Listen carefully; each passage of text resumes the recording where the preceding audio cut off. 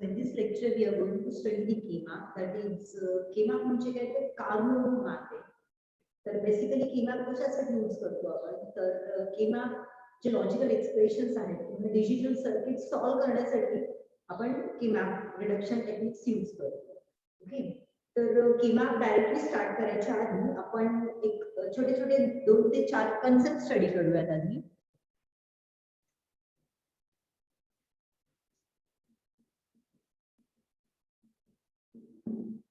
KMAP reduction टेक्निकचे काही methods आहेत, काही रूल्स आहेत. ओके, सो ते स्टार्ट करायच्या आधी आपण एसओपी आणि पीओएस रिलेटेड डिस्कस करूया.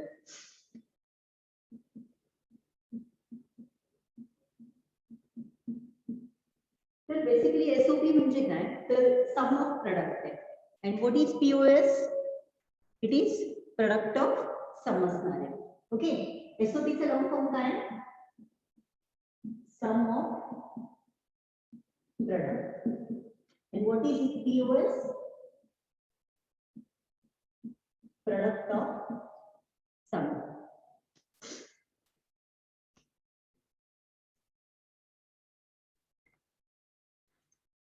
तिन्ही इंटरवलला कसं असणार आहे? सॉरी, 2 इंटरवल मध्ये x प्लस y हा एक इंटरवल आहे आणि दुसरा y प्लस z हा एक इंटरवल.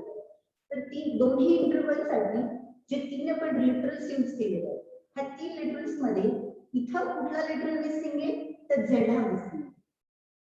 ओके, आणि इथं कुठला मिसिंग आहे तर x हा मिसिंग आहे. आणि हे झालं पीओएस च्या बाबतीत. आणि एसओपी च्या बाबतीत कसे x dot y, x dot y मध्ये काय मिसिंग? z missing. आणि इकडे काय x मिसिंग. ठीक आहे, आता जेव्हा मिसिंग टर्म्स असतात आणि असे इक्वेशन्स जर तुम्हाला आले तर ते फक्त एसओपी आणि पीओएस असते. आणि जर प्रत्येक टर्म मध्ये प्रत्येक सिम्बॉल किंवा लिटरल्स जर प्रेझेंट असेल तर त्याला आपल्याला एसओपी किंवा पीओएस नाही म्हणतात. तर त्याला आपण कॅनॉनिकल एसओपी आणि कॅनॉनिकल पीओएस असं म्हणतात. ठीक आहे, म्हणजे जर हा झेड सिम्बॉल किंवा लिटरल आपण ह्याच्यामध्ये ऍड केला किंवा हा एक्स आपण ह्या लिटरल्स मध्ये ऍड केला, हा झेड जर आपण ह्याच्यामध्ये ऍड केला किंवा हा एक्स परत आपण ह्याच्यामध्ये जर ऍड केला तर प्रत्येक ठिकाणी 3 सिम्बॉल्स येतील. X Y Z, x Y Z, हे पण x Y Z, x Y आणि झेड. तेव्हा तो एक नवीन इक्वेशन तयार होईल किंवा नवीन एक्सप्रेशन तयार होईल. मग त्या नवीन एक्सप्रेशनला आपण काय नाव देणार आहे तर कॅनॉनिकल एसओपी आणि कॅनॉनिकल पीओएस असं नाव आहे. ठीक आहे, आताच आपण एसओपी आणि पीओएस डिस्कस केलं. ठीक आहे, एसओपी आणि पीओएस म्हणजे काय सांगितलं? एसओपी म्हणजे सम ऑफ प्रोडक्ट असणार आहे आणि पीओएस म्हणजे काय तर प्रोडक्ट ऑफ सम असेल. आता आपण कॅनॉनिकल एसओपी डिस्कस करतो. कॅनॉनिकल एसओपीला तुम्ही स्टँडर्ड एसओपी पण म्हणू शकता. ओके, त्याच्या शॉर्ट फॉर्म मध्ये मी फक्त ठीक आहे त्याला आपण स्टँडर्ड एसओपी पण म्हणतो किंवा स्टँडर्ड पीओएस पण म्हणू शकतो. आता दोन्ही मध्ये काय डिफरन्स आहे?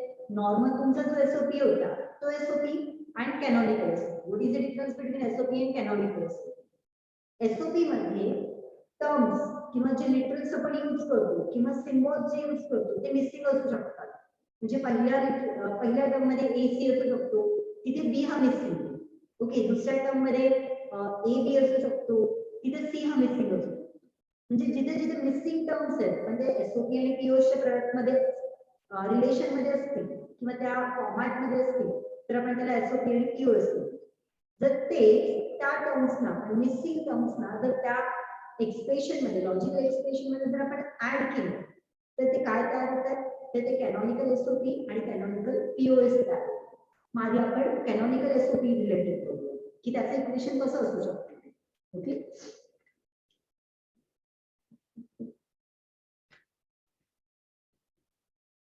आधी आपण एसओपी बघायचं ना आपल्याला.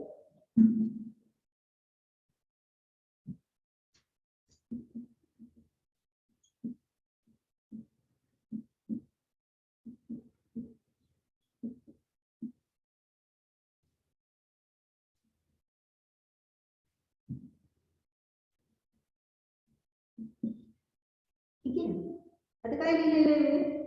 एक इक्वेशन लिहिलंय, अजून ते एका स्टँडर्ड फॉर्मॅट मध्ये लिहिलेलं आहे. तर हे एसओपीच्या फॉर्मॅट मध्ये आहे.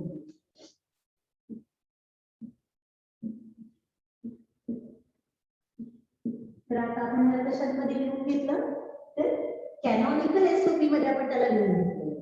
कॅनॉनिकल एसओपी का म्हणणार होता आपण याला तर प्रत्येक टर्म बघा, प्रत्येक टर्म जर आपण कन्सिडर केली, फर्स्ट जर टर्म आपण कन्सिडर केली, आता हे कशाचे हा समूह, हे सगळे काय आहेत तर समूह आणि हे सगळे काय आहेत प्रोडक्ट.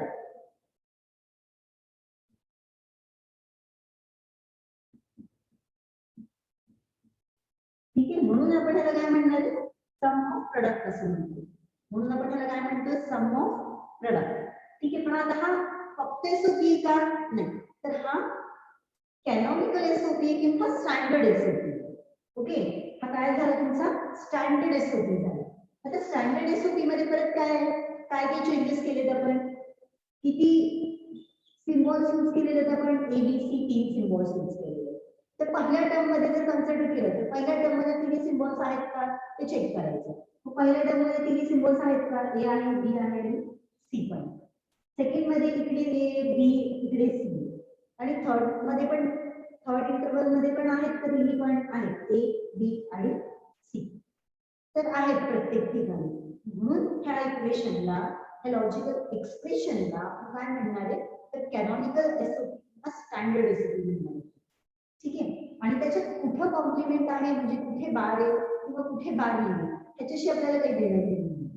तर फक्त आपल्याला एवढंच बघायचंय की कुठलाही टर्म मिसिंग नाही एवढंच आपल्याला चेक करायचं. तर प्रत्येक ठिकाणी प्रत्येक टर्म्स आहेत. ठीक आहे, आणि तो कम्प्लीट सम ऑफ प्रोडक्टच्या फॉर्मॅट मध्ये पण आलेला आहे. म्हणून हा काय झाला तुमचा कॅनॉनिकल एसओपी झाला. आता आपण कॅनॉनिकल पीओएस करूया किंवा स्टँडर्ड पीओएस पण आपण त्याला म्हणू शकतो.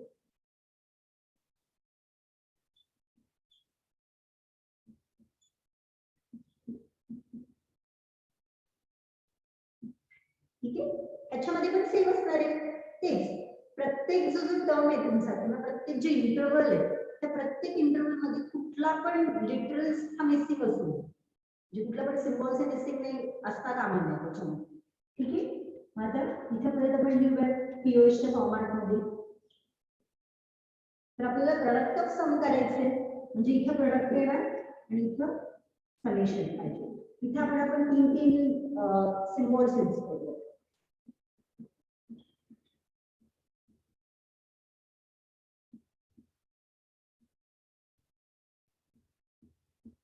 ठीक आहे, तर पहिल्या याच्यामध्ये काय लिहिलं आपण A ORing B bar ORing C.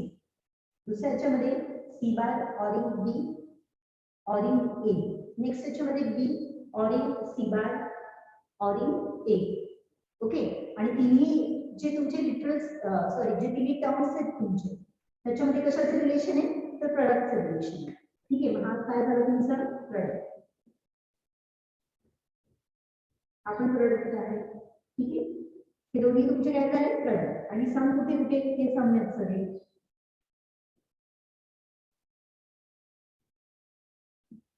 म्हणून आपण ह्या कम्प्लीट लॉजिकल एक्सप्रेशनला काय नाव देतो प्रोडक्ट ऑफ सम. काय झाला हा प्रोडक्ट ऑफ सम झाला. ओके, आता ह्याच्यामध्ये परत बघूया आपण किती सिम्बॉल्स यूज केलेले ए बी आणि सी सिम्बॉल यूज केले. ठीक आहे, आता प्रत्येक जो तुमचा इंटरवल आहे त्या प्रत्येक इंटरवल मध्ये तिन्ही सिम्बॉल्स आले की हे चेक करावं लागतं. तर पहिल्यामध्ये ए आहे बी आहे सी आहे. सेकंड याच्यात पण इथे ए बी आणि इथे सी आहे. ठीक आहे, त्याच्यामध्ये इथे पण ए बी आणि सी. ठीक आहे, म्हणजे कुठलाच टर्म मिसिंग नाहीये म्हणजे हा काय झाला एक स्टँडर्ड कॅनॉनिकल पीओएस झाला. Standard POS कॅनॉनिकल.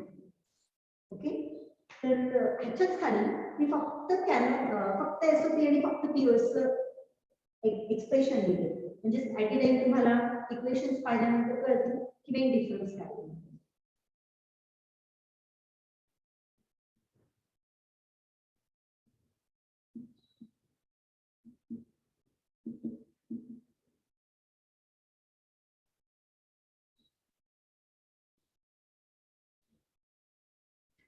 तर इक्वेशन परत दिले आपण A dot C plus B dot A plus B dot C. हा कुठल्या फॉर्मॅटमध्ये एसओपीच्या फॉर्मॅटमध्ये सम ऑफ प्रोडक्टच्या फॉर्मॅटमध्ये. इथे बी टर्म हा मिसिंग आहे, इथे मिसिंग काय बी, इथे मिसिंग काय सी आणि इथे मिसिंग काय ए. ठीक आहे. जिथं मिसिंग टर्म असतो तो फक्त एसओपी किंवा पीओएस असतो. जिथं मिसिंग टर्म नसतं ते कुठलं असेल तुमचं कॅनॉनिकल एसओपी किंवा स्टँडर्ड. ओके. पीओएस चं एक एक्झाम्पल दिलं.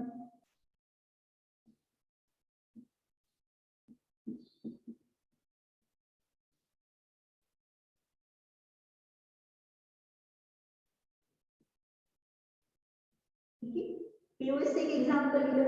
ह्याच्यामध्ये कशाचं कुठला टर्म मिसिंग आहे तर सी हा टर्म मिसिंग आहे इथं फर्स्ट ह्याच्यामध्ये. इथं सी प्लस बी बार मध्ये कुठला टर्म मिसिंग आहे, ए टर्म मिसिंग आहे आणि इथं हा बी टर्म. म्हणजे हे जे दोन एक्झाम्पल आहेत ते फक्त एसओपी आणि पीओएस चे. आणि हे जे दोन एक्झाम्पल आहेत हे कॅनॉनिकल एसओपी किंवा स्टँडर्ड एसओपी आणि हा कॅनॉनिकल पीओएस किंवा स्टँडर्ड पीओएस. ओके. तर आता नेक्स्ट लेक्चरला आपण दोन्हीचं कन्व्हर्जन मेथड्स बघणार आहे.